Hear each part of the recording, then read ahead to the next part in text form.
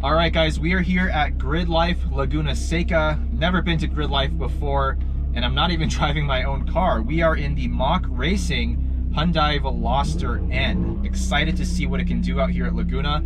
In fact, I haven't even been at Laguna in close to 4 years. And the last time I was here, I blew the air oil separator on my 987.1 Cayman S. Hopefully, nothing bad happens today. This car is heavily modified by MOK Racing. We've got suspension, wheels, tires, a tune. I will put the full list of mods in the video description, but I just want to take a moment to appreciate what an awesome event Gridlife is. I had no idea prior to getting the invite that it was such a huge event. T-Pain is here performing apparently. It's funny because the shop driver for MOK Racing was actually driving under my name yesterday.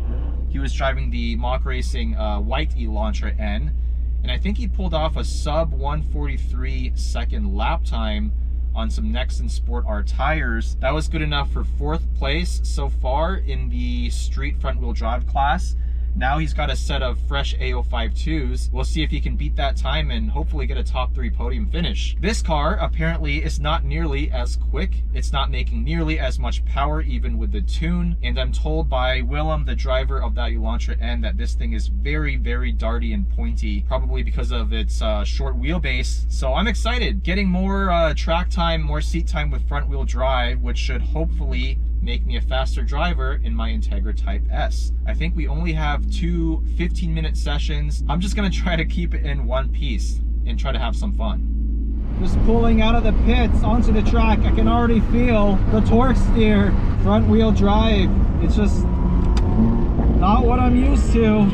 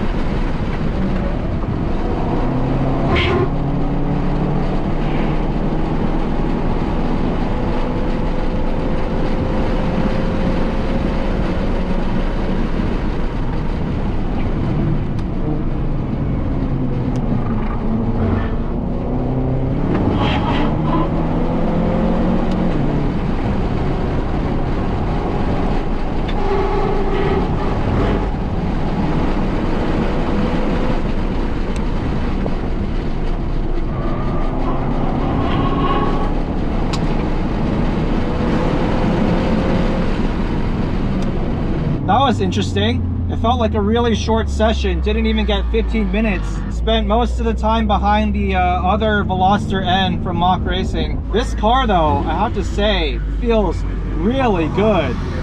Outside of the engine, which feels like an absolute dog. It should be making like 270 wheel according to Andy, but it definitely doesn't feel like anything near that right now. It feels like maybe low 200s at the wheels. Probably needs to be retuned, but the chassis feels fantastic.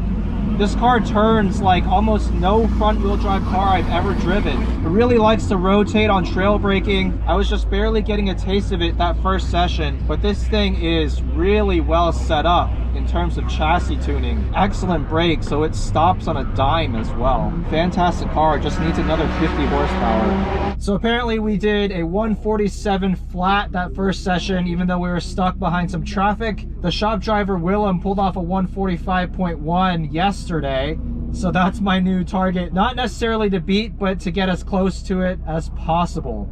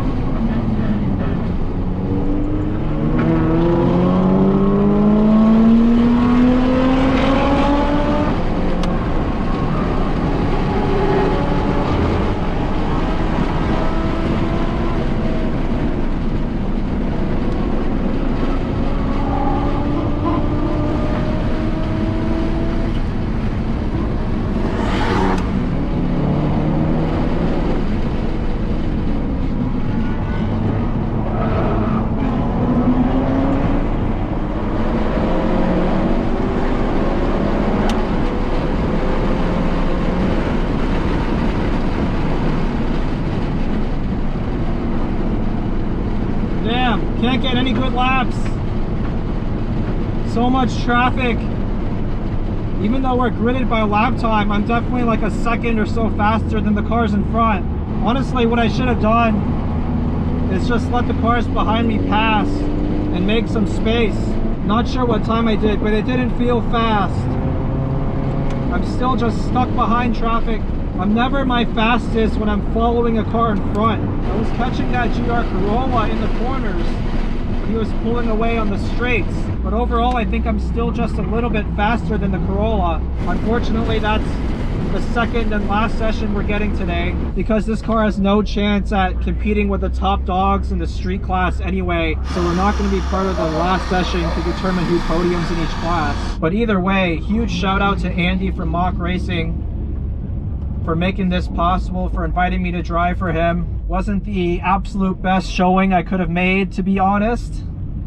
Very rusty at Laguna, and it's a totally new car for me, but still had a lot of fun. If he can just sort out the engine and get this thing making close to the Elantra N levels of power. I mean, that tuned Elantra N that he modified is doing a 140 flat, and a lot of that is due to the extra power. So if this car can make similar levels of power, I do think this could be potentially a 143 or 142 car. The Elantra chassis is definitely still more capable, but this car is still an absolute riot to drive. Still had a ton of fun. Shout out to Gridlife as well. First time at Gridlife, had a lot of fun today. Thank you guys for watching, and I'll see you very soon.